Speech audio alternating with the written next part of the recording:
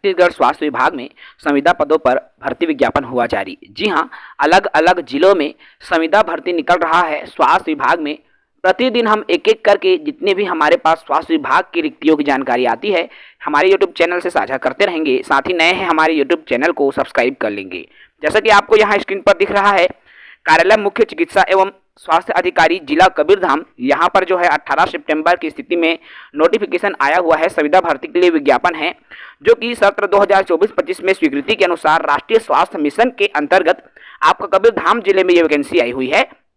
इच्छुक साथी यदि आप आवेदन करना चाहते हैं तो मुख्य चिकित्सा एवं स्वास्थ्य अधिकारी जिला कबीरधाम छत्तीसगढ़ के पते पर दिनांक 3/10 अर्थात 3 अक्टूबर तक आप 5:30 बजे तक रजिस्टर्ड डाक या स्पीड पोस्ट के माध्यम से आप आवेदन को आमंत्रित कर सकते हैं, अर्थात आवेदन कर सकते हैं।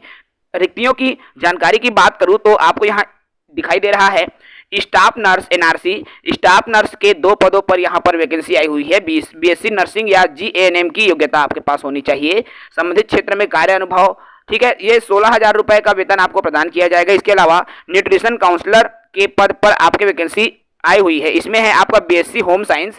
बीएससी होम साइंस में काउंसलर के पदों पर 2 पदों पर यहाँ पर भर्ती आई हुई है। और इसके लिए हम योग्यता की बात करें तो संबंधित क्षेत्र का आपके पास देखिए यहाँ पे 12,000 रुपए का वेतन आपको प्रदान किया जाएगा।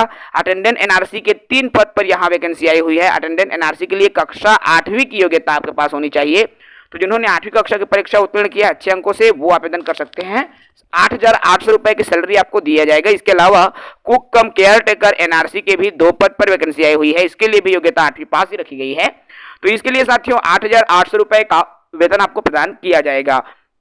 साथियों इसके लिए आपके पास क्या क्या योग्यता होनी चाहिए तो छत्तीसगढ़ राज्य के मूल निवासी होना चाहिए। देखिए यहाँ पर जिला के निवासी की प्राथमिकता नहीं है, केवल छत्तीसगढ़ के निवासी होना चाहिए।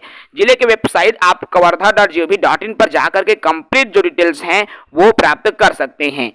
एक चीज याद रखें, ईमेल के माध्यम से आपको आवेदन नहीं करना है। रजिस्ट्रीकृत डाक या स्पीड पोस्ट से ही आपको आवेदन पत्र को भेजना होगा बंद लिफाफे में। इसके अलावा उम्र सीमा की बात करूं तो न्यूनतम उम्र सीमा 18 वर्ष और अधिकतम उम्र सीमा 70 वर्ष से अधिक चिकित्सकी के लिए और 64 वर्ष प्रबंधकीय पद के लिए उसे अधिक नहीं होना चाहिए। 1 जनवरी 2024 की स्थिति में आपके उम्र सीमा की गणना की जाएगी। तो जो भी साथी इच्छुक हैं वो बिल्कुल इनके लिए आवेदन कर सकते हैं। शैक्षणिक योग्यता से संबंधित यहाँ पर देखिए पद का मांग एक शैक्षणिक योग्यता के सभी वर्षों के प्राप्तांकों का 80% योग लिया जाएगा, अर्थात एक मेरिट सूची जो है प्रतिशत के आधार पर मेरिट सूची का निर्धारण किया जाएगा और उसी के हिसाब से फिर आपका चयन किया जाएगा। यहाँ पर दिख रहा है, आपको दिखाई दे रहा है स्टाफ नर्स में यहाँ पर अलग अलग जो है आपकी योग्यता बनेगा। 80% आपका बीएससी नर्सिंग या जीएनएम पर बनेगा।